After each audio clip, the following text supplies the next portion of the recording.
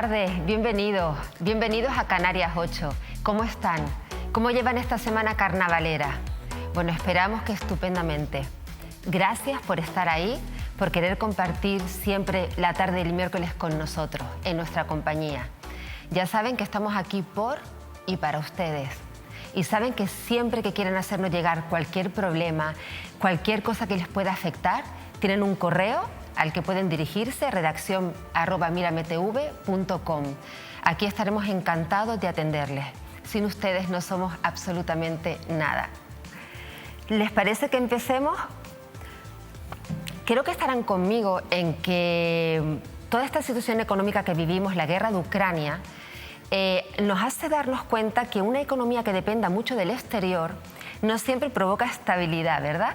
Al contrario, incluso está creando bastante incertidumbre. Por eso, conceptos como el autoabastecimiento o la capacidad que tenemos de generar nuestros propios recursos son conceptos que cada vez van tomando más importancia. Si hablamos de autoabastecimiento, hablamos del sector primario, de la agricultura y de la ganadería. Pero si miramos a nuestra agricultura y nuestra ganadería, sobre todo en Canarias, veremos que es un sector que está muy lejos de poder autoabastecer en una forma correcta. Pero si encima le añadimos el concepto de mujer rural, yo creo que todavía se hace mucho más complicado. Para hablar de todo esto, nos vamos a trasladar a la Vega de San Mateo, en Gran Canaria. Allí tenemos a Elena Santana, ella es la presidenta de ASOMUR. ASOMUR es una asociación de mujeres rurales que nació con la idea, con la intención de dar voz a estas mujeres, de que se sintiesen apoyadas. Hola Elena, buenas tardes. Muchísimas gracias por estar aquí con nosotros. Gracias a ustedes por darnos voz a las mujeres rurales. Elena, cuéntanos un poquito para ponernos en situación, ¿cuándo y por qué nace ASOMUR? ASOMUR es la sigla de la Asociación de la Mujer Rural.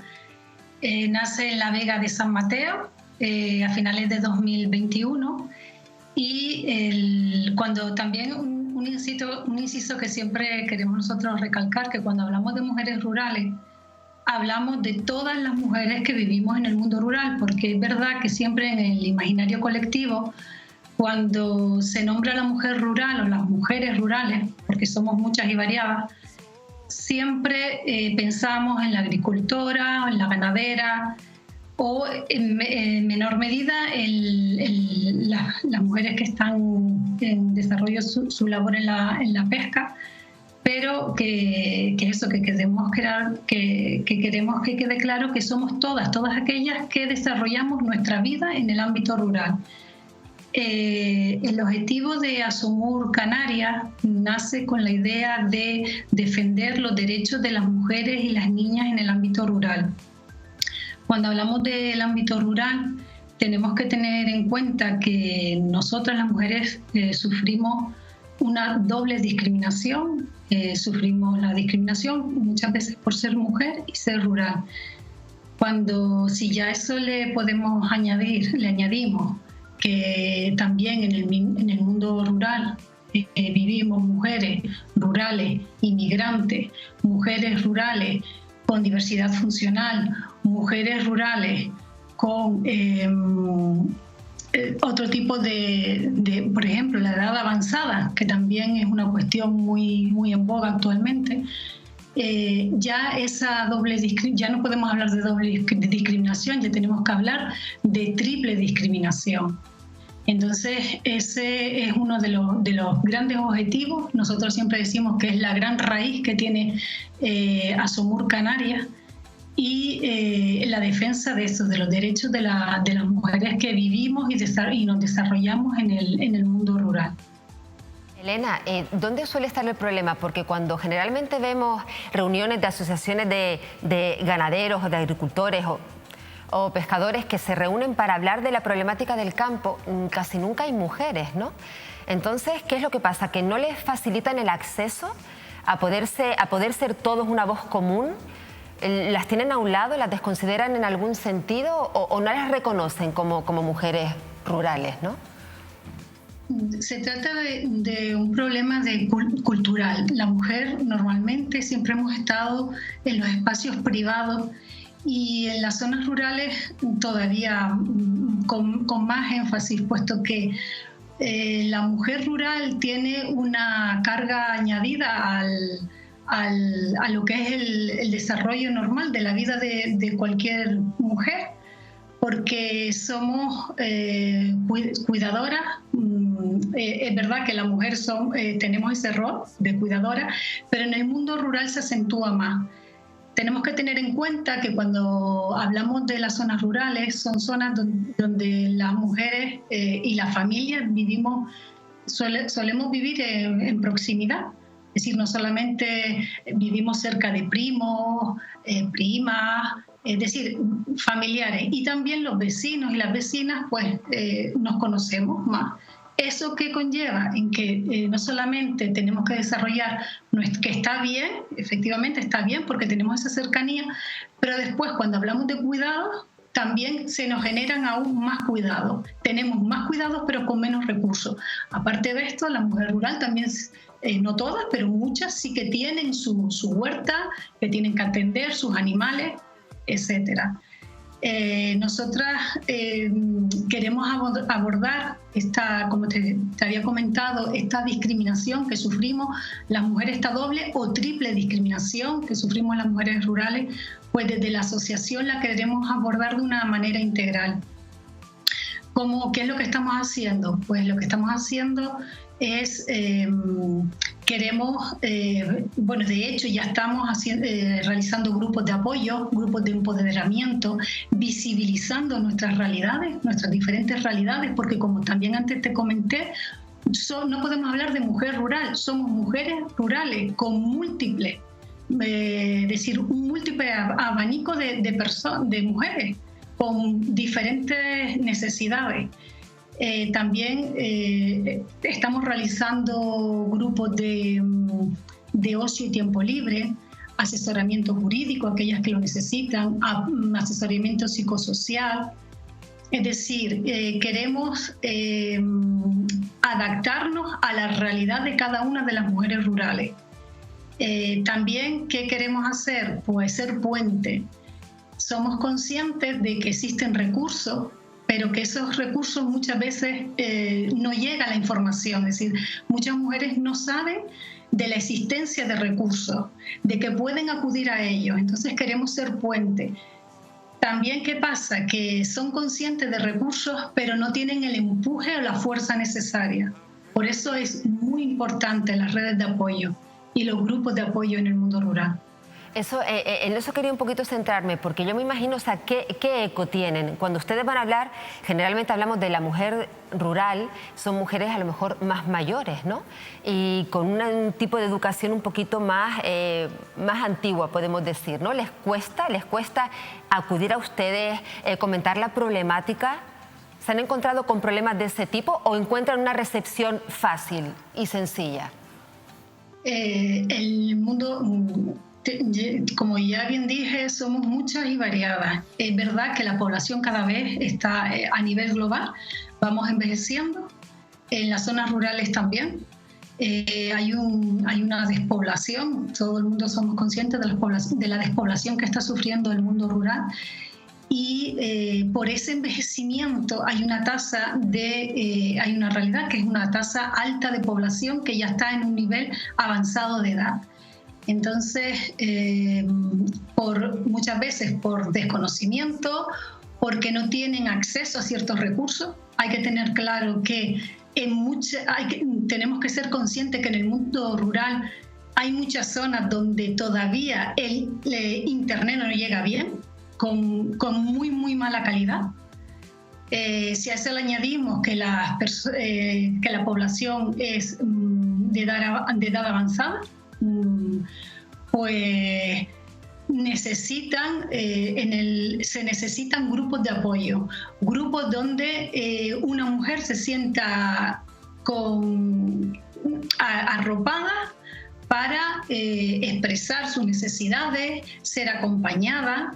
Y porque aquí este despoblamiento que estaba comentando, que eso es una realidad a nivel global, conlleva que claro, que muchas personas se concentran en la ciudad, en el litoral, en las costas, y los recursos también se concentran ahí. Entonces, ¿qué pasa? Que las zonas rurales nos quedamos pues con una merma importante. Estamos olvidadas muchas veces de un olvido político, como también nosotros decimos, muchas veces hay un olvido político. Nosotras queremos estar aquí, queremos desarrollar y nuestra vida y que también hay mujeres con profesiones. Hay todas, no solamente está la tendera, está la abogada, está la arquitecta, está la agricultora, está la ganadera, está la panadera. Somos muchas, pero nos tienen que dar, si queremos combatir esta despoblación. Voy a destacar un apunte que es importantísimo desde nuestro punto de vista, y es que cuando la mujer rural se va del mundo rural, se lleva normalmente consigo, por ese rol de cuidadoras que tenemos, somos las que estamos a cargo de los menores, somos las que estamos a cargo de las personas con dependientes. Pues normalmente no se va una persona, se van 2 o 3 con ella. Es decir, que no perdemos a una persona en el mundo rural. Cuando la mujer se va del mundo rural, perdemos más de una. Y eso es fundamental, combatir eso. Y Elena, ¿cómo están intentando llegar? ¿Qué están utilizando? ¿Las redes? ¿Qué sistemas están utilizando? Nosotras estamos utilizando las redes sociales. Es verdad que hace poquito que hemos nacido, bueno, llevamos 1 año y poquito, pero nos está costando porque los recursos son pocos. Ya hemos mantenido conversaciones con diferentes administraciones públicas, con entes privados, pero se incita a la formación de asociaciones, sobre todo asociaciones de mujeres, porque tenemos poca presencia pública. Y también es otra cosa que le recalcamos a nuestras socias. También hay socios que colaboran y que también están defendiendo nuestro propósito. Pero sí, nosotros siempre decimos que si nosotros no estamos en espacios públicos, ¿cómo vamos a reivindicar nuestras necesidades si no estamos presentes? Entonces, estamos en los medios de comunicación, pero la verdad es que está haciendo, a nosotros nos está haciendo difícil, porque no es fácil estar en una asociación, mantener a la socia, que vengan todos. Nos estamos reuniendo los viernes de 5 a 7, que el Ayuntamiento de la Vega de San Mateo nos cedió en lo alto del Club de Mayores, nos cedió un espacio.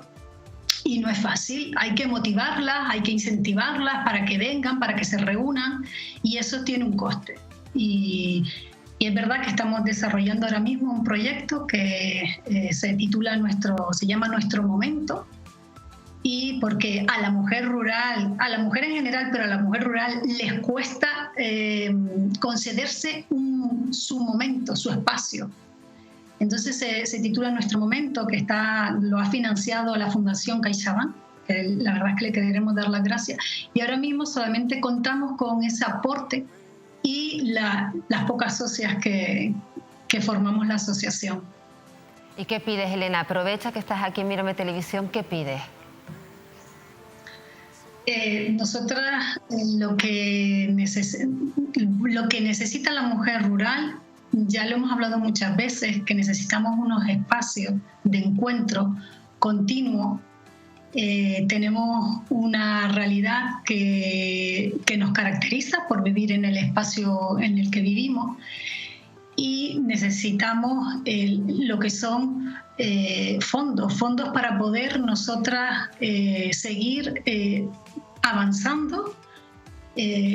Los últimos talleres que hemos hecho, que hemos realizado, la verdad que nos ha motivado muchísimo para seguir trabajando con la mujer rural, porque ellas se sienten apoyadas, están ilusionadas y sobre todo que ya que se establecen diferentes normativas, que se impulse por las administraciones públicas, que se impulse el asociacionismo de mujeres, pues creemos que es importante, que no solamente que está bien que nos creemos, pero necesitamos recursos para sobrevivir y mantenernos.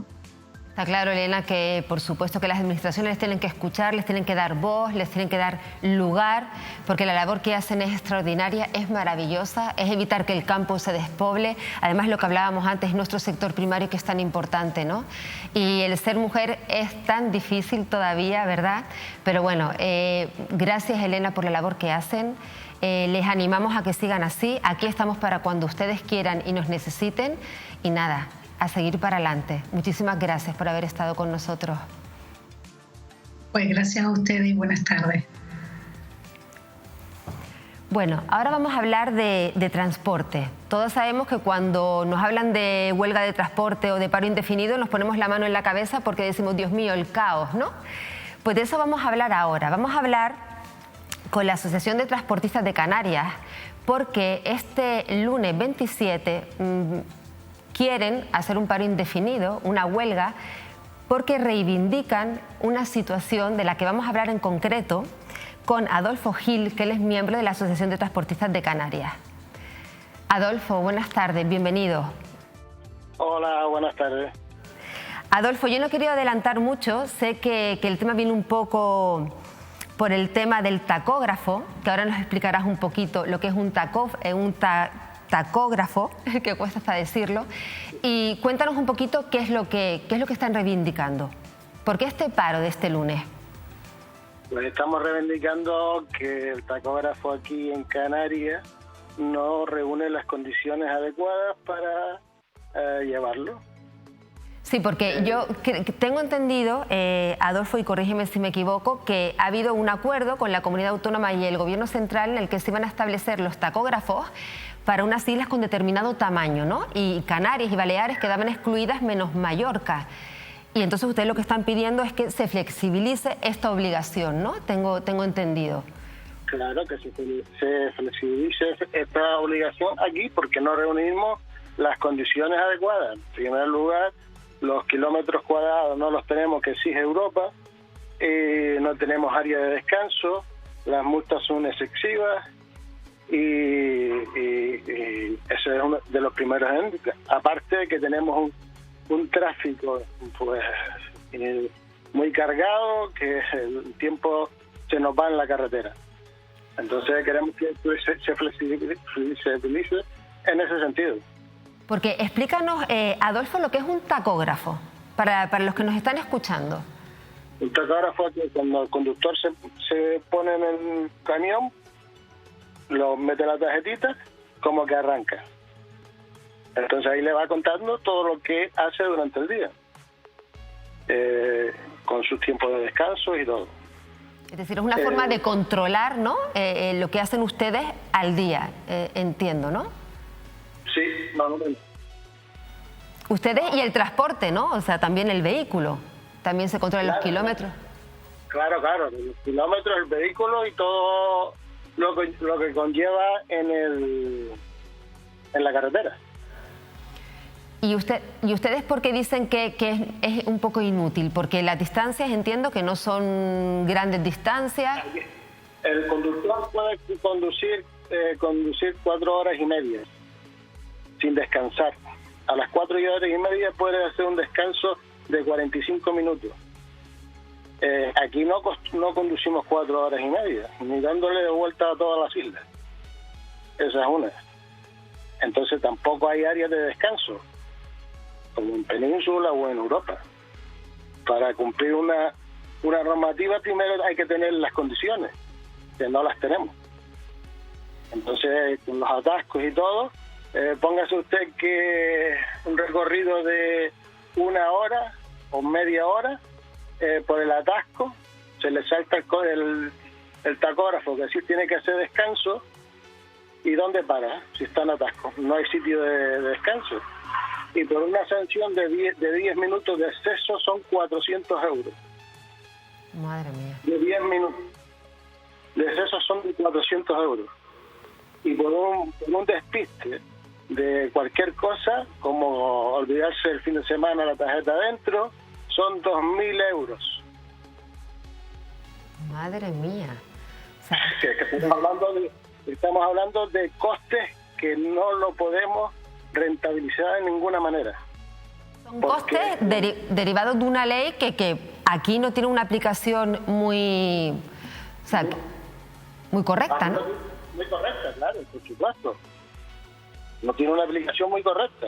No tenemos el tiempo de conducción que nos pide. Es más, acaban de sacar una ley que Ceuta y Melilla están excluidos de eso. Hicieron Ceuta y Melilla como isla. Ellos no lo tienen y nosotros sí. Y hemos visto una dejadez por el gobierno, por parte del gobierno canario, en ese sentido. Nos hemos reunido como con ellos con 5 o 6 veces y siempre dándolos largas. Entonces ya estamos al límite de todo. ¿Y qué es lo que les dicen, Adolfo? ¿Qué excusa les dan?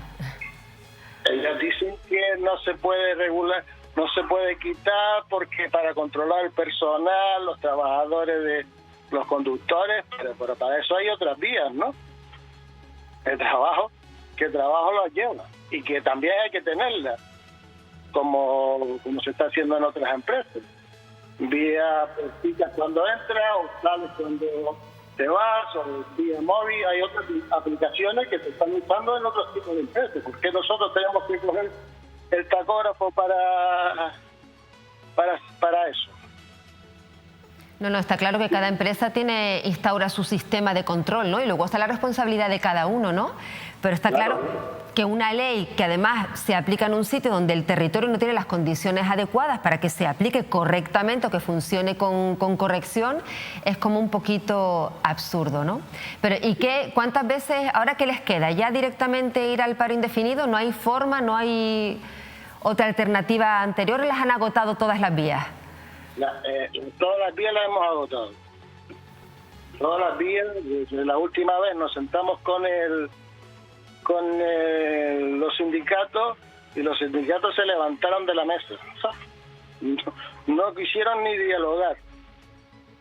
Porque nosotros pedíamos un consenso, ¿no? Pues si quieren dejar como vía para controlar el exceso de jornada, pues vale. Pero las multas, lo otro habría que quitarlo. Pero nada, no había consenso. Se levantaron y se fueron. Adolfo, una cosa que hay que decir, porque ustedes son una asociación de transportistas, pero de pequeños y medianos empresarios, ¿verdad? Y grandes también hay, ¿no? ¿También hay grandes empresarios? Sí. Ya tenemos que Fuerteventura y Lanzarote van con nosotros. Tenerife se reúne esta tarde a ver lo que hacen, que yo creemos que sí, y pues las demás islas me imagino que también se unirán. Sí, porque en principio el paro indefinido se va a realizar en Gran Canaria, ¿no? En principio el paro indefinido es en Gran Canaria, Lanzarote y Fuerteventura. Y tengo entendido que Tenerife se reúnen otros esta noche y creo que también van con nosotros. ¿Y tienen estimado más o menos el tiempo que va a durar o...? Es indefinido, no te podemos decir tiempo. Es indefinido, se lanzan adelanta lo que sea, ¿verdad? A perder mucho dinero. Ya. La verdad es que no se entiende muchas veces como lo importante que es hablar, que llegar a un acuerdo, ¿verdad? Sobre todo además porque aquí se da siempre, es lo que suele pasar, que es la colisión de derechos, ¿no? Está el derecho de ustedes a reivindicar aquello que es correcto y también está el derecho de las personas, ¿no? Que a las que se le puede afectar que el transporte no funcione correctamente, ¿no? Entonces, pero claro, todo. ¿Qué derecho prevalece uno por encima del otro? Es un tema bastante delicado, ¿no? Ya te digo que nosotros salir del muelle de aquí de Las Palmas de Gran Canaria y llegar a Inaga es una distancia de 20 minutos, media hora. Y a horas puntas nos pegamos hora y media. Los servicios que hacíamos antes, 4 servicios o 5, ahora estamos haciendo 3. Y para colmo nos ponen esto del tacógrafo, que no tenemos sitio ni para parar. Primero cuando pongan una ley, pues que la pongan para poderla aplicar bien, si no, no la pongan. Y esto es una lucha que llevamos hace 10 años. Cuando ya había un borrador hecho, cuando Zapatero, ya para firmar, pero presentó las elecciones y no se firmó. Que está por ahí corriendo el borrador y el gobierno lo tiene.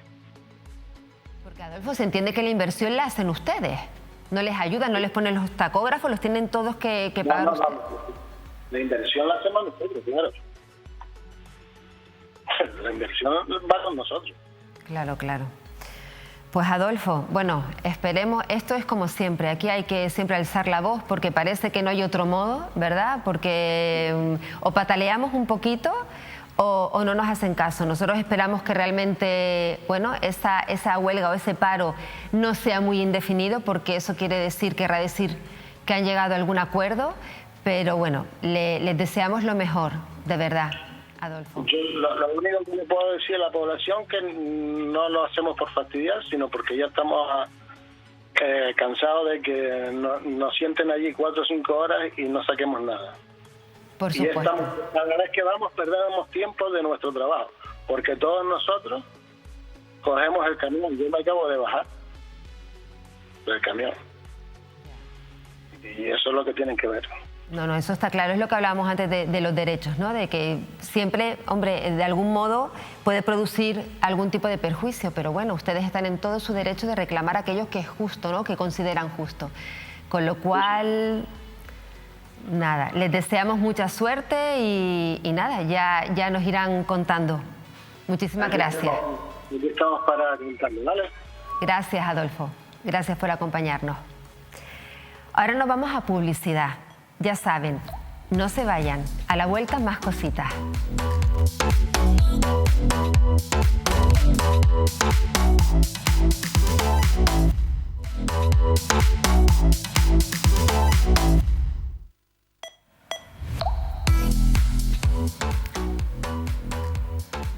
Ya estamos aquí de vuelta. Vamos a trasladarnos a Fuerteventura. Saben ustedes que cuando hablamos de cáncer, ¿verdad? A pesar de todos estos avances que hay, hablamos de miedo, de incertidumbre. Si a eso le añadimos cáncer infantil, bueno, pues estas palabras creo que adquieren una dimensión aún mayor. Y si le añadimos síndrome de Down, el nivel de mortandad se eleva hasta un 80%. Este es el caso de Miriam Martínez. Miriam Martínez es una mamá luchadora, la mamá de Mauri, que es un niño con síndrome de Down que falleció como consecuencia de un cáncer de leucemia.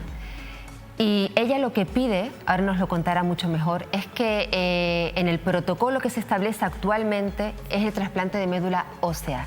Los niños con leucemia son tratados con el trasplante de médula ósea, pero en el caso de los niños con síndrome de Down les produce una toxicidad tan enorme que mueren con mucha mayor facilidad. Existe un tratamiento alternativo para evitar esa toxicidad y que esta mortandad no sea tan elevada. Para ello vamos a hablar con Miriam. Hola Miriam, buenas tardes. Hola, ¿qué tal? Buenas tardes. Bienvenida a Canarias 8. Eres una mamá guerrera y mamá de un niño que más guerrero y más valiente todavía, ¿verdad, Miriam? Bueno, cuéntanos un poquito. Vamos a ver, cuando le diagnostican la enfermedad a Mauri, ¿tú sabías todo este tema de la toxicidad en el caso de tu hijo en concreto? No, yo me enteré de todo el procedimiento, de la toxicidad, a través de los oncólogos de mi hijo. Vale, o sea, ellos te dicen que está el tratamiento, ¿no? Te dicen que hay un tratamiento que es el trasplante de médula ósea, entiendo, y te hablan que produce este tipo de toxicidad. Entonces, ¿qué ocurre? ¿Qué es lo siguiente que te proponen, Miriam? Sí, la situación está en que Mauri en su momento, al terminar la primera etapa del tratamiento que se establece para tratar la leucemia linfoblástica aguda, entraba en fase de mantenimiento, pero justamente el niño recayó. En ese momento sus oncólogos de nuestro materno infantil, maravillosos por cierto, nos pusieron un planteamiento, ¿no?, para que el niño tratara la leucemia con la recaída. Ellos pensaban, y bueno, aunque fue una decisión común, estaban de acuerdo en que lo mejor para el niño era ir a por el tratamiento de células CAR-T, que es uno de los tratamientos más innovadores y que además es menos tóxico para él, ya que el tratamiento de trasplante de médula que estaba dentro del protocolo no era lo más recomendado debido a la toxicidad de la cual hablabas cuando iniciaste con la noticia. Entonces fue cuando ellos nos explicaron en qué consistía cada tratamiento y fue que nos enteramos sobre todo de las ventajas, ¿no?, que tenía el tratamiento de células CAR para Mauri. Exactamente, porque un poco para entenderlo, el tratamiento con células CAR-T es adelantar estas células para que la toxicidad sea menor, ¿no? Es como preparar el cuerpo del niño para luego, a lo mejor, entendemos, hacer el trasplante de médula, ¿no? Pero Miriam, ¿se le aplicó este tratamiento a Mauri entonces? Sí, así es. Nosotros en principio tuvimos una respuesta negativa por parte de un grupo de expertos en Madrid cuando se solicitó este tratamiento desde Canarias, y esto nos llevó directamente al trasplante de médula. El trasplante de médula, pues el niño tenía que estar con un tratamiento y había que ir actuando, ¿no?, mientras nos daban una respuesta o no, y fue cuando empezamos nosotros con una campaña para sensibilizar a la población a donar médula. Y en ese ínter fue cuando conseguimos de alguna manera tener el tratamiento de células CAR para Mauri, que se lo concedieron puntualmente a él como uso compasivo, y nos fuimos al CART, y para ello nos trasladaron a Barcelona. Este tratamiento pues es un tratamiento que es totalmente distinto al trasplante de médula. El trasplante de médula va sobre todo con quimioterapias que son bastante potentes para poder vaciar la médula y poder meter esa médula nueva de un donante. Ese proceso, como comentábamos, es bastante tóxico, no solamente por el trasplante en sí, no la quimioterapia, la quimioterapia que supone, ¿no?, limpiar la médula y limpiar la sangre, ¿no?, de la enfermedad, y después el efecto que tiene que el cuerpo también absorba esa médula nueva y la acepte o no, ¿no? Es una moneda al aire. En nuestro caso nos aceptaron hacer el tratamiento de células CAR-T, nos fuimos a Barcelona y este es un tratamiento nuevo en el que las propias células del cuerpo actúan y se modificadas genéticamente para poder atacar al cáncer. En el caso de Mauri llegamos un poco tarde, ya la enfermedad estaba pues disparada más allá de un 100% en su médula, sino estaba en todo su cuerpito, y esto ocasionó que los efectos secundarios pues no pudieran controlarse. Es verdad que el cáncer desapareció porque así nos lo hicieron saber tras una autopsia que le hicieron al niño.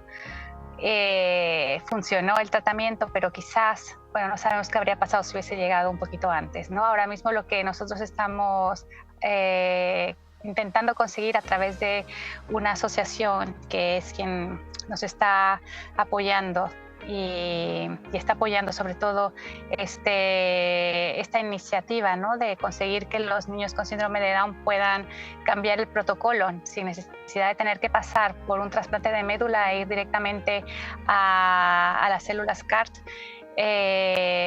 Pues es la posibilidad, ¿no?, de aumentar esa posibilidad de esperanza, ¿no?, de vida para los chicos que puedan pasar por una circunstancia parecida a la que pasó mi hijo. Que realmente, o sea, te escuchamos y hablas incluso que se lo dieron el tratamiento como a modo compasivo, ¿no? Es decir, tener que pedirlo, que son cosas que a veces no se entienden, ¿no? Porque comentas que además lo rechazaron desde la península, ¿no? Para hacerlo aquí. En principio. Sí, en un principio, aunque lo hubieran aceptado, a ver, Mauricio debería de haber sido siempre trasladado a un hospital referente donde se practique esta técnica, porque no se practica en todos los hospitales españoles. Y por ejemplo, nosotros ahora de momento en Canarias no tenemos no hay esa posibilidad, ¿no?, de tener ese tratamiento, solo para los adultos, pero para los niños, entonces a los niños los tienen que enviar a Península. Nosotros, bueno, esperamos y tenemos esa perdón, que no lo escuchaba. Miriam, disculpa, no te decía, con todo lo que supone el traslado a la península, ¿no?, que es trasladarse la familia, el niño, el cambiar de ambiente, ¿no? O sea, todo lo que eso conlleva, el tener que ser tratado fuera de Canarias, ¿no? Así es, y eso pues ojalá que en un futuro se pueda conseguir también que ese tratamiento pueda llevarse a cabo dentro de las islas y tenerlo en nuestro materno infantil, sería ideal. Pero de momento es verdad que esperamos que podamos obtener, que se pueda obtener, ¿no?, esa respuesta positiva para que los niños con síndrome de Down que vengan detrás y tengan esa necesidad de tener un tratamiento que pueda darles una esperanza mayor de curación, ¿no?, pues pueda ser aceptada, ¿no?, con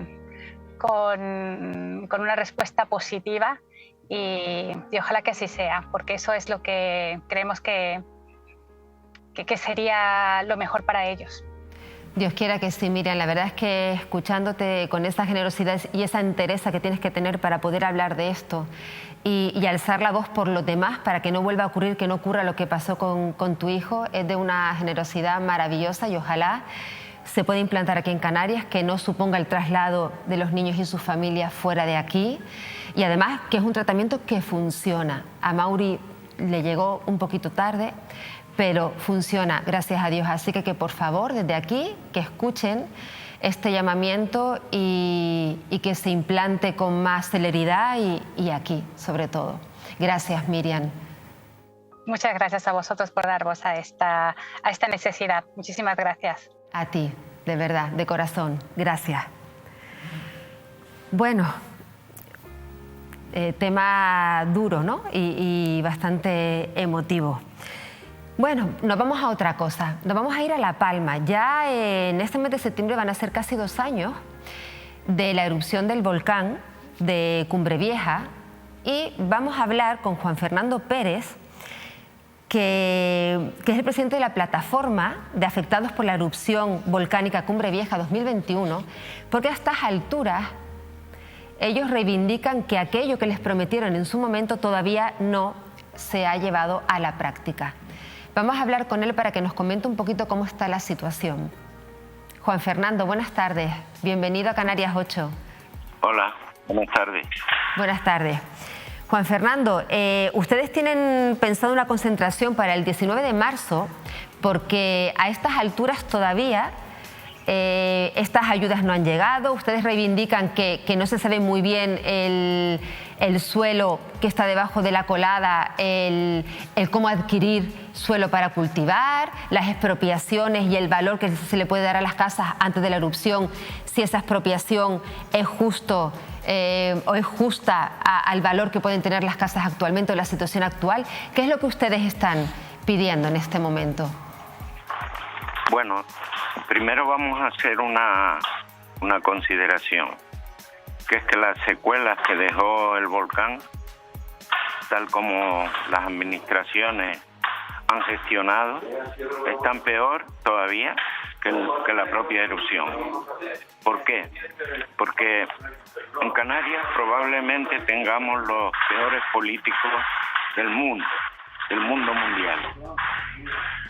que son gente que cada uno va a su bola a resolver sus problemas, su territorio, descoordinadamente, cada uno, digo, de nuevo por su lado, y así no se puede si no hay, es que por no hay ni un proyecto de reconstrucción. O sea, aquí está todo el mundo como una escopeta de perdigones, tirando tiros para todos lados, pero sin resolver, y muchos tiros se pierden por el camino. ¿Comprendes la metáfora? No, totalmente. Sí. Entonces, claro, nosotros te selecciono por poner un orden. Las ayudas están haciendo una trampa grosera, de mala gente, de miserable, que es decir que a La Palma han llegado 800 millones al bolsillo de los afectados. ¿Y dónde está la trampa? La trampa está en que aquí todos los años viene dinero, pero viene para la biosfera, vienen para el vapor La Palma, que vinieron este año 50.000 euros, y vienen para Puerto Naos, para carreteras, para cosas ya que estaban comprometidos desde hace 2 o 3 años. Pero ese dinero dicen que es para los afectados y engañan a la gente, porque la gente se lo cree, la gente piensa por las radios, por las televisiones, y todas las televisiones no son iguales, porque hay algunas que son la voz de su amo. ¿Comprendes lo que te digo?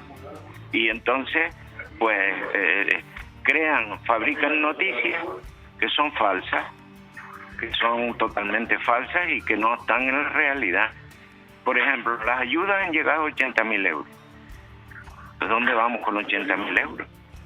Mi casa, por ejemplo, valía cerca de 500.000 euros. Tenía un seguro chino de eso, de 110.000. Pedí una casa adaptada y no había ni una sola casa adaptada para personas, como en mi caso, con movilidad reducida. Entonces, esto es imperdonable, esa gestión. Pero no por mí, es que la mayoría de la población de La Palma es mayor. Es gente muy mayor y gente con problemas reales de movilidad. Después hay gente joven que puede trabajar cuando le dan algo de trabajo o lo que sea, o cuando quieren. También hay gandules, hay de todo. Pero yo lo que quiero decir que en torno a los afectados se está cometiendo una injusticia. Porque ¿sabes lo que pasa? Que aquí cuando hay ruido, el ruido pues viene en la prensa y viene todo el mundo, pero ahora ya nadie se acuerda de nosotros. Es que si te descuidas un poco, el volcán explotó hace 1.000.000 de años, ¿sabes? Entonces estamos desesperados porque lo perdimos todo, o sea, perdimos la vida. En mi caso, por ejemplo, conseguí una casa vieja para restaurar, pero al final tengo que ir a los traficantes de dinero que son los bancos. ¿Me explico? Y a pedir un crédito con 70 años, ¿qué me queda de vida para pagar ese crédito? Y así hay mucha gente. Entonces, por otra parte, también ahora sale el famoso decreto de hacer supuestamente 2.000 parcelas, y el sistema es el siguiente: me permutan mi propiedad, lo que había, me la permutan si yo tenía, por ejemplo, 2.000 metros, a mí me dan el 40% en una parcela ya toda hecha y toda con todas las infraestructuras puestas.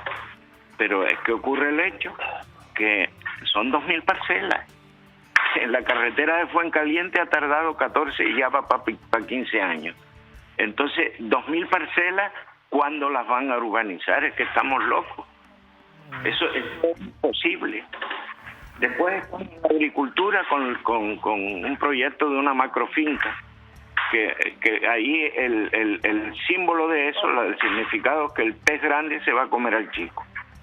Después están con la carretera de la costa, la super mega carretera, que responde a los caciques de aquí, a los sotomayores, responde a los Carrillos y responde a Rosendo, que además el arquitecto del Ayuntamiento de Los Llanos y el arquitecto hijo de Rosendo, que trabaja en Tazacorte, son los que los que van a gobernar ese macroproyecto y los que tienen intereses ahí.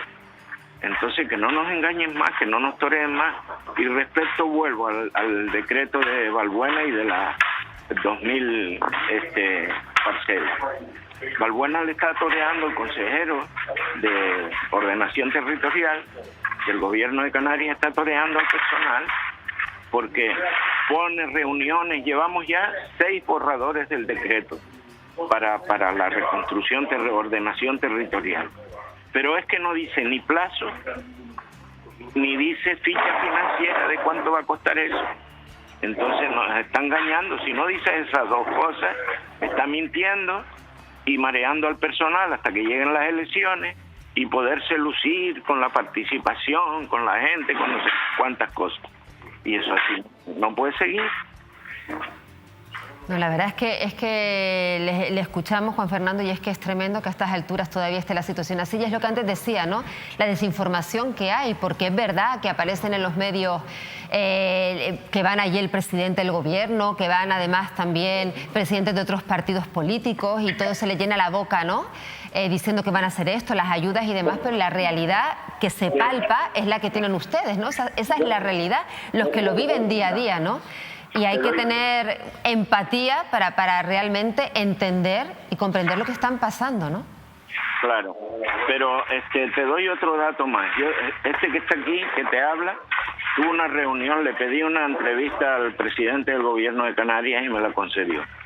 La condición que le puse es que no tuviera satélites alrededor, que nada más que fuera él y yo, para poder hablar cara a cara las cosas. Yo como presidente de la plataforma de los afectados, que defiendo a mis afectados y yo me defiendo a mí mismo también.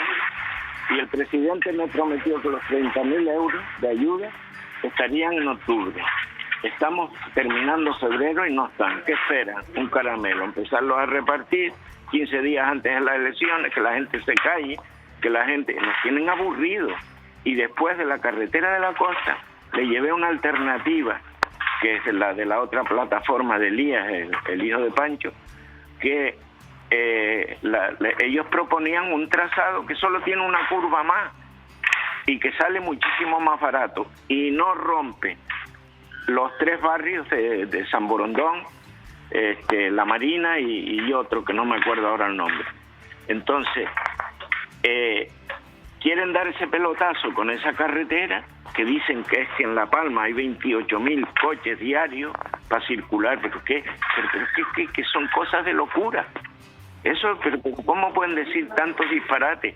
Y me prometió que sí, que se cambiaba el trazado para que esa carretera que va a comerse 190.000 metros cuadrados de platanera y 3 barrios, para que no se hiciera y se hiciera una alternativa que da vida a 20 familias de celemineros, de gente que tiene pequeños agricultores y todo el mundo contento. Pero es que cada vez que la administración toma una decisión es otro volcán.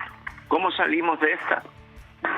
¿Verdad, Juan Fernando, que la desesperación tiene que ser tremenda? O sea, no me puedo imaginar lo que tienen que estar pasando. Es que no se entiende, ¿verdad? No se entiende que se tomen decisiones correctas, que se actúe además de manera urgente sobre la marcha y además correctamente y justamente. La verdad es que son tantas cosas las que no se entienden hoy en día que uno dice, bueno, por una más, pero realmente no queda otra que salir a la calle, alzar la voz, porque parece que no hay otro camino, ¿no?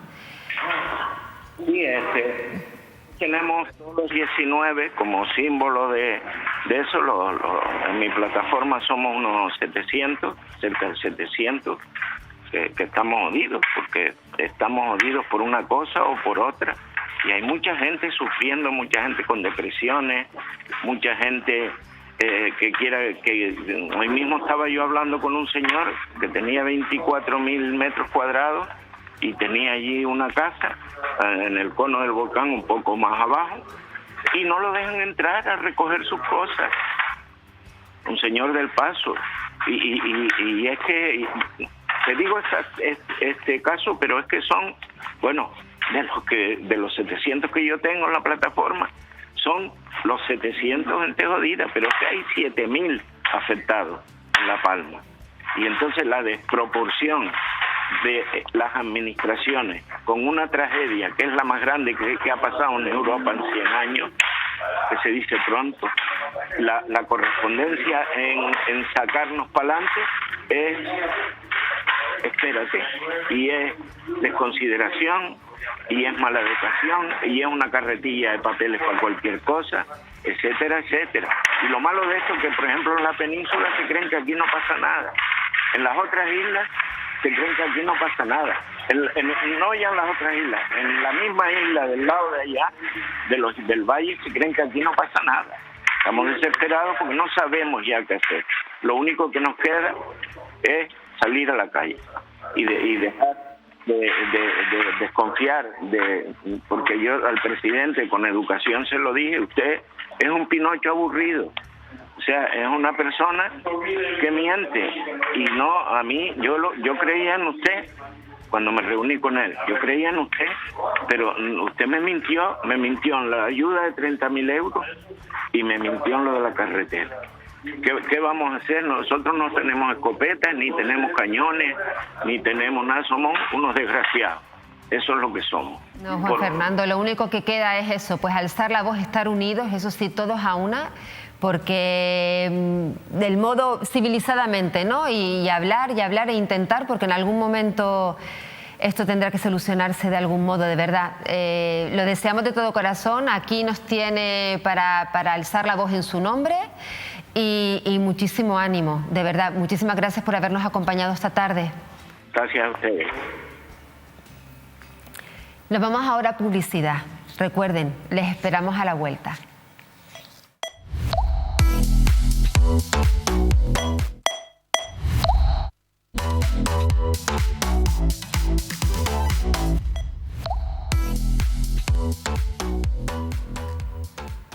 Ya estamos de vuelta aquí en Canarias 8. Si hablamos de vivienda, a más de uno se le ponen los pelos de punta. Si hablamos de cómo está la situación hoy en día de la vivienda, ¿verdad? Alquileres imposibles, si le unimos la inflación que hay, si le unimos la poca capacidad de ahorro familiar, la falta de oferta, la falta de demanda, el tema de la vivienda se convierte en algo casi imposible, ¿no? Hoy en día, cuando se supone que es un derecho fundamental, ¿verdad? Tener una vivienda digna. Vamos a hablar de todo esto con Víctor Martín. Él es el portavoz del Sindicato de Inquilinas de Santa Cruz de Tenerife. Buenas tardes, Víctor. Gracias por estar aquí. Gracias por la invitación. Hablamos un poquito de la situación de la vivienda. Tú que lo estás viviendo, cuéntanos un poquito, haznos un dibujo del panorama de la vivienda actualmente. Bueno, pues la verdad que nosotros empezamos a funcionar como sindicato hace aproximadamente 1 año y algunos meses. Y ya desde aquel momento vimos la necesidad de que se constituyera un sindicato que defendiera ese derecho fundamental, ¿no? Que es el tema de la vivienda, dadas las características que estaba adquiriendo sobre todo aquí en la isla de Tenerife, en Canarias en general, y ya vemos que es una cosa que afecta no solamente a Canarias sino a España y al resto del mundo, ¿no? Es un problema enorme que tiene unos fundamentos, ¿no? Esa escasez de vivienda tiene unos fundamentos determinados, que podemos hablar de ellos también, pero que el sindicato vio la necesidad, sobre todo porque nosotros actuamos en el sur de Tenerife, donde toda la periferia turística, donde se aloja la mayor parte de la mano de obra que trabaja en los centros turísticos, pues estaba teniendo auténticos problemas para conseguir vivienda, ¿no? Esto no viene de ahora tampoco, ni del año pasado.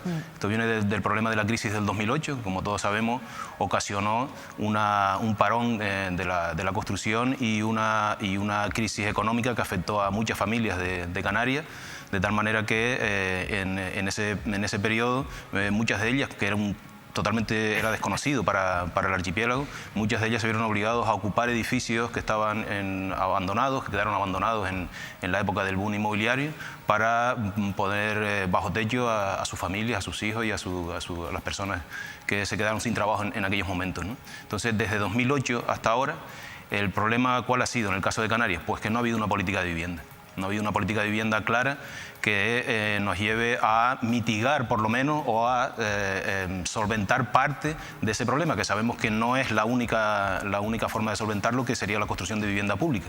Pero es que el tema es que hemos estado más de una década prácticamente sin que las competencias que tiene la comunidad autónoma para la construcción de vivienda pues se hayan puesto manos a la obra y hayas construido una vivienda preveyendo ya que efectivamente la situación era muy difícil en el año 2008. Incluso durante el periodo 2000-2008, que fue el boom inmobiliario, apenas se construyó vivienda pública, solamente se construyó vivienda privada. Entonces, se sabe que eso es un cúmulo de problemas que tarde o temprano va a explotar, ¿no? Y efectivamente, ahora, en este momento, estamos viendo que ha explotado. Realmente es un problema muy, muy serio, muy importante, y que las soluciones pasan por diferentes aspectos, ¿no? Ahora nos vas a hablar un poquito de las soluciones que han analizado ustedes, porque el problema, comenta Víctor, en concreto es que como no hay vivienda pública, todas estas personas que se han quedado sin trabajo y sin vivienda, lo que hacen es ocupar, ¿no?, estas viviendas que están vacías, ¿no? Y que esto ha crecido cada vez más, ¿no? Sí, ha habido, bueno, no ha crecido realmente, no en estos años ha crecido la ocupación, sino que venía de esa crisis que hablamos del 2008, donde muchos edificios, por ejemplo el caso nuestro en San Isidro, muchos edificios de empresas que quebraron en aquellos momentos, dejaron los edificios a medias, nunca fueron terminados, y a través de la ocupación muchas viviendas y esos edificios se han mantenido en pie realmente, porque al quebrar la empresa, muchas de ellas de fuera, salieron y se quedaron los edificios prácticamente abandonados, y han sido las familias que han tenido que ocupar para, como decía antes, porque no había una oferta de vivienda pública importante, pues son los que los han mantenido. Entonces esa problemática se ha ido haciendo más acuciante durante estos últimos años, porque hay que diferenciar el periodo 2000-2008. En el periodo de la construcción fuerte en Canarias no había problemas de vivienda. ¿Por qué? Porque los salarios eran altos. Claro. Los salarios eran altos y las familias pudieron acceder a compra de vivienda. ¿Cuál es el problema ahora? Que los salarios están estancados, son bajísimos. Desde el 2008 en adelante no han hecho sino bajar el poder adquisitivo. Ahora se une con una inflación creciente y se une con un crecimiento de los alquileres. Claro. Entonces, ahora realmente es cuando está ocurriendo el problema diferente a la otra vez, que fueron los desahucios, toda aquella problemática, ¿no?, sí, que hubo. Ahora el problema está en que los alquileres están exorbitados, o este año ya salieron las estadísticas del año pasado, de 2022, es un récord en la subida de los alquileres, y en algunos puntos de Canarias es realmente, como llaman ahora ese término de lugares tensionados por el tema de la vivienda. Hay muchos lugares tensionados realmente alrededor, digamos, de los polos económicos, que son el turismo y las áreas metropolitanas, que están muy tensionadas porque los alquileres se han visto, digamos, sobrepasados en lo que sería un crecimiento normal para el mismo. Pero como estamos en un mercado libre y el Estado no quiere intervenir, o le cuesta intervenir, pues resulta que no dejamos de batir récord año tras año sobre la subida de los alquileres, ¿no? Claro, porque, o sea, hablamos otra vez, es como siempre, ¿no?, la colisión de los derechos, ¿no? Porque yo una cosa, aquí en el tema de los ocupas, en este caso concreto, Víctor, son personas que no entran, o sea, entran por la fuerza, sino entran en las casas que están deshabitadas, pero las mantienen. Es decir, que no es esa idea que se nos traslada siempre del ocupa, que quiere entrar de cualquier manera, y luego además son personas como incivilizadas, ¿no? Porque son las imágenes que a veces no llegan, ¿no? Ese tipo de personas son personas que realmente están desesperadas, ¿no? No tienen otra posibilidad de adquirir una vivienda y entonces, bueno, entran en este tipo de edificios y, bueno, y en cierto modo los mantienen, ¿no? O sea, que es como una ocupación, digamos, diferente. Es una ocupación diferente, ¿no?, acostumbrada a lo que ocurría en Europa. Aquí en Canarias ha sido un tema de la pobreza. Es decir, hemos visto cómo a partir también de la crisis del 2008 la pobreza se ha ido incrementando, con el COVID y durante ese año y medio creció, y ahora, a pesar del crecimiento económico que está teniendo el archipiélago, por ejemplo el año pasado ya todas las noticias nos decían que se ha batido otra vez récord de turistas, en la llegada de turistas, estamos como en el 2019 antes del COVID, etcétera, etcétera, y resulta que nosotros estamos teniendo casos en el sindicato donde por primera vez en la vida de una persona se ha visto en la calle sin poder pagar un alquiler. Y algunas de esas familias, el problema es que están trabajando, no es que estén en paro, sino que están trabajando y no pueden pagar un alquiler. No llegan. No llegan a pagar un alquiler. Entonces, claro, esa es la problemática que se esconde detrás de eso, ¿no? Y respecto de las personas que ocupan, de las familias que ocupan, hay que decir una cosa, que la mayoría, y las estadísticas están ahí para quien quiera verlas, ¿no? La mayoría de las ocupaciones de vivienda en Canarias son de grandes tenedores son de los bancos y son en parte de la Sareb también, que es el banco malo que se creó en su día para limpiar digamos, los problemas que tenía la banca en el Estado. Entonces, la mayor parte son de ellos. Entonces, ahí una culpa es porque son los grandes tenedores y otra culpa son las instituciones porque no han aprovechado precisamente esa vivienda que se podía sacar al mercado sin tener que elaborar una política de construcción de vivienda nueva, sino de aprovechar las cientos, las miles de viviendas que estaban vacías en el archipiélago para adoptar una política clara de vivienda, sabiendo como saben, porque ellos lo saben, porque ahí están las ONG que trabajan en temas de pobreza, etcétera, etcétera, que mes tras mes, año tras año, iba creciendo la pobreza en las islas. Y nos hemos encontrado ya con el problema, ya que parecía que era inverosímil que se pudiera producir de esta manera, desahucios de chabolas. Es decir, hemos llegado ya, también hemos tenido casos en el sur de Tenerife donde se desahucian a la gente que está en las chabolas, ¿no? O en el caso de la península, el otro día en Almería, donde se desahució un poblado de chabolas de 500 personas por orden judicial. Es decir, el Estado nos está echando ya, está echando a los trabajadores, a la gente pobre, lo está echando hasta de las chabolas. Es decir, que en ese problema estamos en estos momentos, ¿no? Bien, ¿cómo entender entonces el problema de la ocupación? Es decir, porque normalmente los medios de comunicación del establishment siempre nos dicen la pobre anciana o la pobre familia que no tiene otros recursos, etc. Eso no se asemeja nunca a la realidad y para eso están las estadísticas. Digo, más del 80% de las ocupaciones están vinculadas a grandes tenedores y efectivamente ellos tendrían que tener algo de visión para esa vivienda, para poder sacarla en combinación con ayudas del Estado, para que esa vivienda salga al mercado y no quede acaparada, o no sea dedicada a otras cosas que no es la función de primera residencia, sino a otras cosas que se está dedicando a la vivienda, por ejemplo en Canarias, en estos momentos, como el caso de la vivienda vacacional y otros destinos semiturísticos, por decirlo de alguna manera, ¿no? Claro, esto de lo que estás hablando ahora, Víctor, que es muy interesante, pero para explicarlo un poquito mejor, porque sí es verdad que salió una ley de ocupas catalana, ¿no?, que además fue declarada inconstitucional por el Tribunal Constitucional, ¿no?, que hablaba de que a estas personas que habitaban casas vacías de los grandes tenedores que estás comentando, que ahora explica un poquito lo de los grandes tenedores también, pues pagarles un alquiler social, ¿no?, para que pudiesen llegar.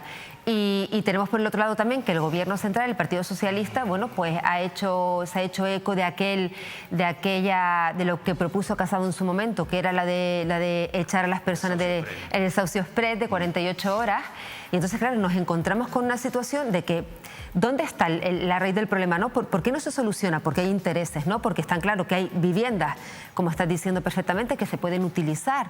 Además, a lo mejor con unos alquileres asequibles y no se aprovechan, ¿no? Y al contrario, a lo mejor se están haciendo leyes o aprobando que no ayudan a esta situación, ¿no?, sino que al contrario la complican quizás un poquito más, ¿no? Sí, sí, es un cúmulo, yo creo, de unión entre la iniciativa privada y las políticas estatales o autonómica en este caso, porque Canarias tiene competencia en materia de vivienda, pues parece que hay una ligazón entre esos intereses, ¿no? Claro. Y de ahí esas campañas tan brutales, tan violentas que se hacen a veces, porque imagínense ustedes lo que significa que tú estés en una casa y de repente te desahucien con niños pequeños, como hemos visto, ¿no?, y que llegue las fuerzas de seguridad. El otro día en Madrid fue impresionante, o sea, fueron varias decenas de policías. En Gran Canaria la semana pasada hubo un desahucio de la Caixa, o sea, de un gran tenedor en el sur de Gran Canaria, de unas 40 o 50 familias, y había más policía que familias en la zona. Entonces, ese grado de violencia y de acritud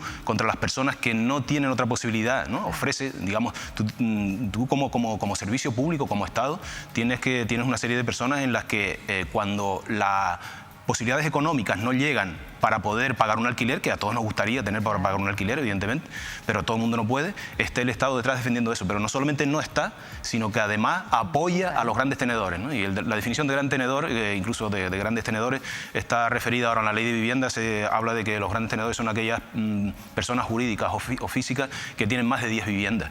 O sea que ya tú con una vivienda a lo mejor te da para tú sobrevivir, pero con 10 viviendas ya es un negocio. Entonces, eso es lo que la definición de gran tenedor. Pero es que en España y en Canarias hay tenedores que no tienen más de 10 viviendas, es que tienen 100 o tienen 200. Y ahí entran todo lo que es el capital internacional de los fondos buitres, de los llamados fondos buitres, que han aterrizado a raíz de la crisis del 2008, viendo que en España y en Canarias quedaron miles y miles de viviendas vacías, y poco a poco se iban haciendo con ese mercado. Y el interés está ahora en el alquiler, no está tanto en la venta, sino en el alquiler, porque es que no hay para comprar. Es que el problema es que no hay para comprar, para las familias me refiero de bajo poder adquisitivo, de poder adquisitivo. No hay para comprar, entonces ellos están ahora por el tema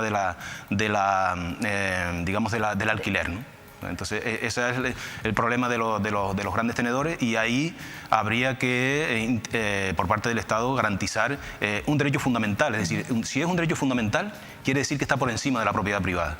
O sea, hay derechos fundamentales que están por encima de la propiedad privada y el derecho a la morada. Es decir, el derecho a tener un techo.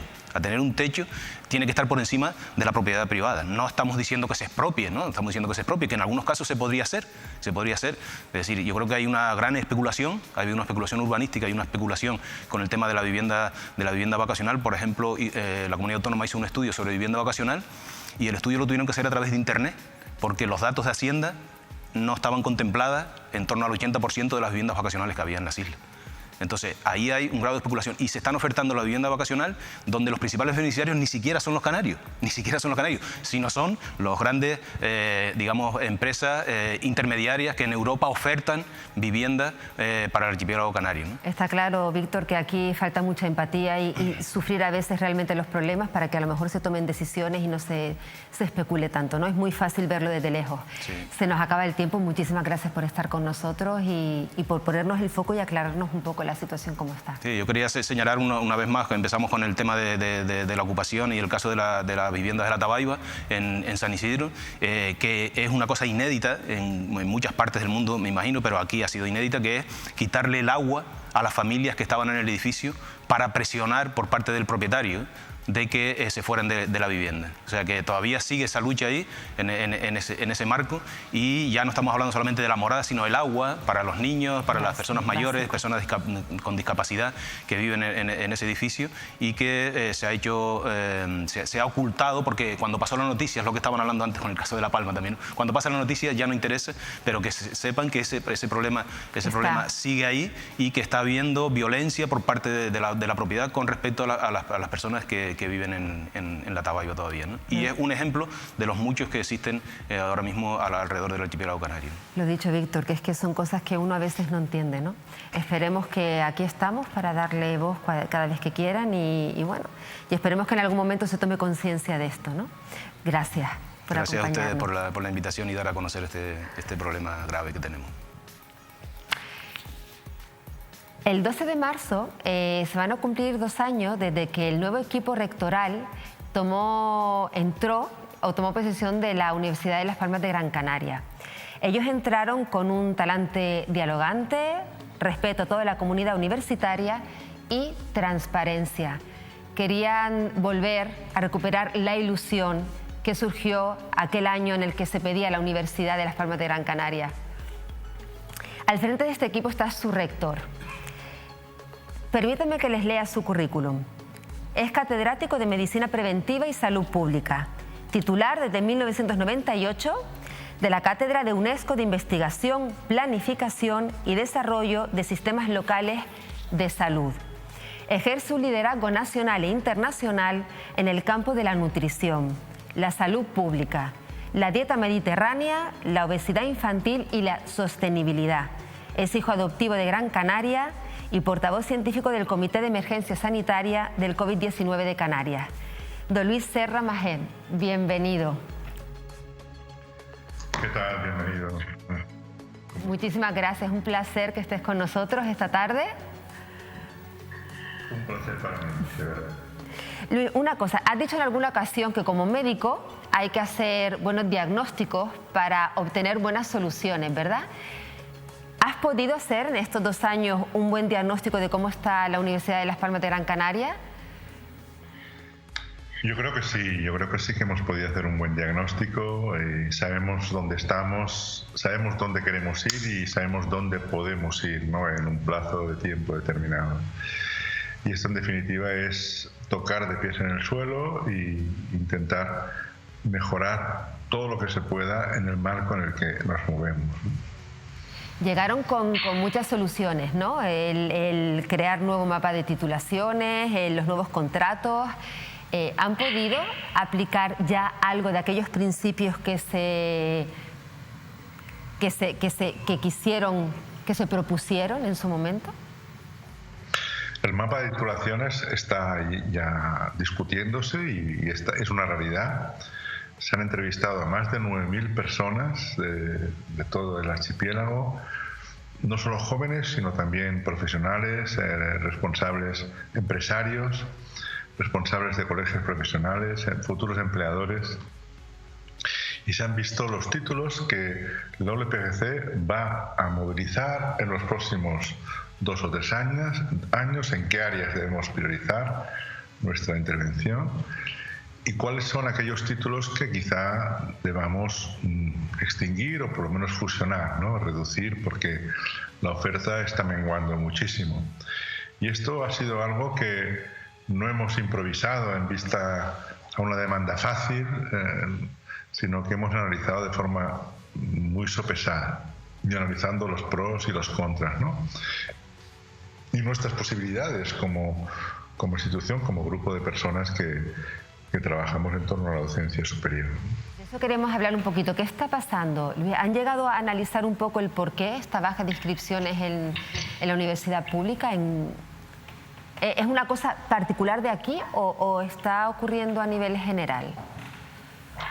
Es una cosa bastante general, ¿no? Sin embargo, yo quisiera decir un poco a nuestro favor y a mí me gustaría que no se entendiera mis palabras como una autocomplacencia o como ganas de ponernos medallas, porque aquí no se trata de ponernos medallas. Yo llegué al rectorado cuando tenía ya toda mi carrera académica. Yo no he llegado a ser rector para alcanzar nada, sino para intentar ayudar en lo posible a la universidad y a la comunidad canaria, ¿no? Y dicho esto, lo cierto es que si analizamos alumnos de nuevo ingreso, que son los alumnos que vienen a la universidad de nuevo, estamos hace unos 5 años en torno a unos 4.000 y pico alumnos de nuevo ingreso y llegamos a bajar hace 2 o 3 años hasta 3.700 alumnos. Actualmente, en el último curso académico, hemos vuelto a subir a unos 4.100. Por tanto, para la WPGC no es cierto que estamos perdiendo alumnos. Sí es cierto que no tenemos los alumnos que teníamos hace 10 años, pero en relación con los últimos tiempos no estamos perdiendo alumnos, ¿no? Y sí que es cierto pues, que hay ofertas en las privadas. Actualmente en Canarias existen 4 universidades privadas y 2 universidades públicas, ¿no? Esto no sucede en ningún otro territorio. Es decir, el Gobierno de Canarias ha autorizado proporcionalmente muchas más universidades que en otros territorios y, por tanto, ni siquiera Madrid, que tiene el sello de haber autorizado muchas universidades, pues la proporción no es tan grande, ¿no? Por tanto, es evidente que hay una competencia. Y a efectos reales, ¿cuál es esta competencia? Todavía es baja a nivel de números. Es decir, en Canarias solamente un 9% de la población, entre el 8 y el 9% de los estudiantes universitarios lo hace en una universidad privada.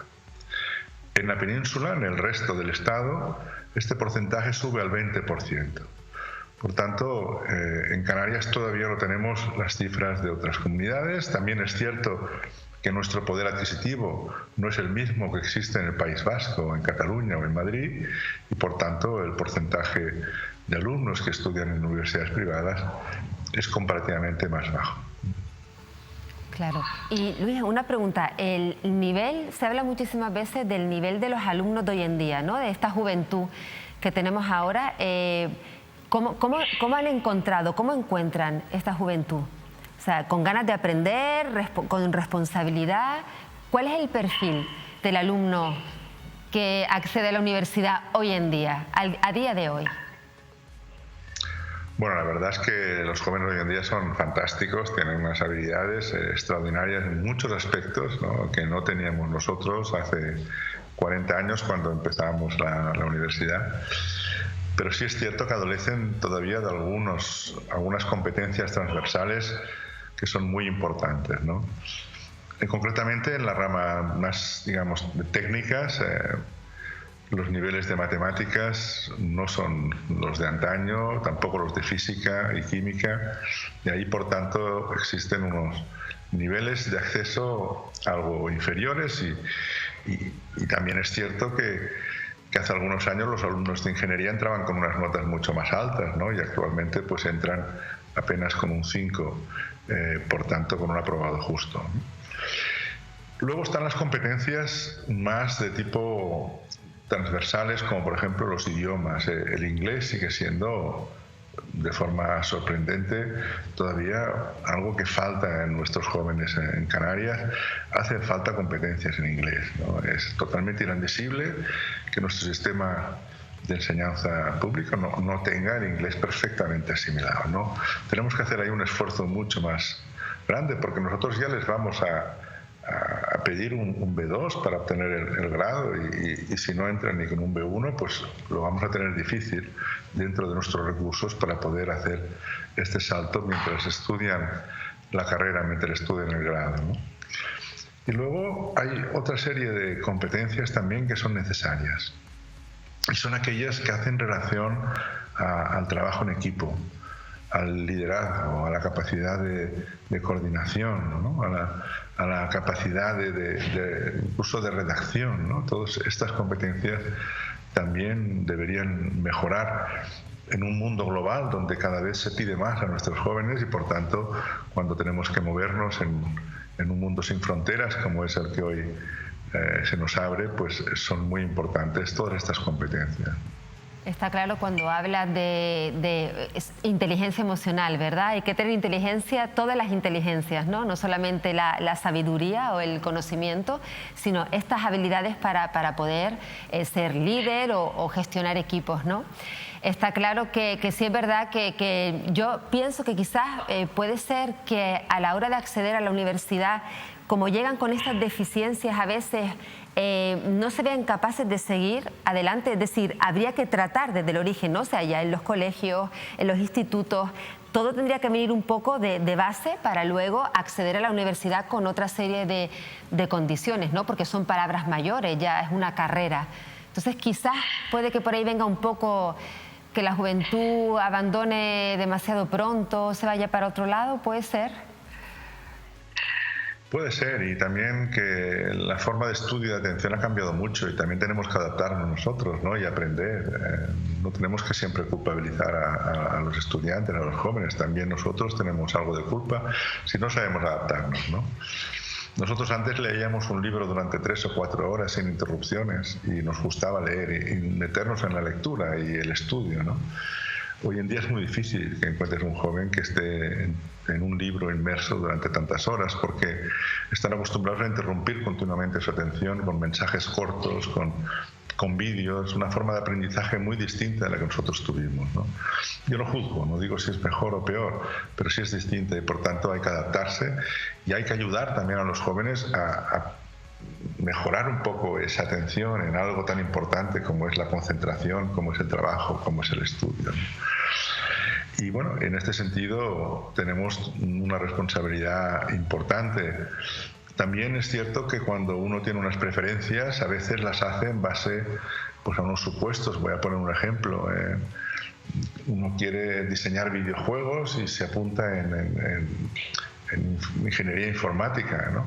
Sin embargo, los primeros años de ingeniería informática de videojuegos no hay apenas. Son estudios, matemáticas y son complejos, ¿no? Y muchos se desmotivan porque aquello que están estudiando no es con lo que habían pensado. Lo mismo sucede muchas veces con la abogacía, que los primeros cursos también son duros y muchos lo abandonan, o incluso las ciencias del mar. Una carrera dura 4 años o a veces 6, como el caso de medicina, y por tanto hay que tener constancia y perseverancia, ¿no? Y nosotros tenemos que ayudarlos a que no abandonen, porque cuando uno obtiene una plaza, por poco que le guste, tenemos que ayudarlo a que se mantenga en esa plaza y que acabe con éxito su graduado, su grado. Está claro que hay que trabajar la motivación, el que aguanten y la fuerza de voluntad, ¿no? Y la concentración, como tú decías. Luis, se nos acaba el tiempo. Después de estos años y a los 2 años vista que quedan todavía, ¿tienes capacidad para soñar en algo mejor? Sí, claro que sí. No estaría aquí. Yo sigo soñando en una universidad pública, una una universidad inclusiva para todos, una universidad que en definitiva es el motor de nuestra sociedad, porque en primer lugar permite a la gente escalar el eslabón social como no lo consigue ninguna otra intervención. Y lo que es más importante, el conocimiento de la universidad, los egresados mueven el PIB y mueven la economía de una región como es Canarias, ¿no? Y por tanto estoy súper motivado y súper contento para seguir estos 2 años que me quedan de mandato y a lo mejor un siguiente mandato, ¿no? Y lo que sí está claro es que solos el equipo rectoral no se puede, necesitamos la complicidad de toda la comunidad universitaria, de nuestros estudiantes y también de las autoridades del gobierno de Canarias y del gobierno de los cabildos, de los gobiernos de las corporaciones locales. Todo el mundo tenemos que comprometernos con esta universidad pública que tenemos, que está permitiendo que nuestros jóvenes progresen y con este progreso hacer progresar a nuestra comunidad autónoma. Maravillosas palabras, y es verdad, es cuestión de equipo. Luis, muchísimas gracias por haber estado con nosotros esta tarde, ha sido un verdadero placer. Gracias a ustedes, a Mírame Televisión y a todos los espectadores, pues mi saludo más afectuoso desde la ULPGC. Gracias. Bueno, y a ustedes les esperamos el próximo miércoles. No nos fallen y por favor, sean felices.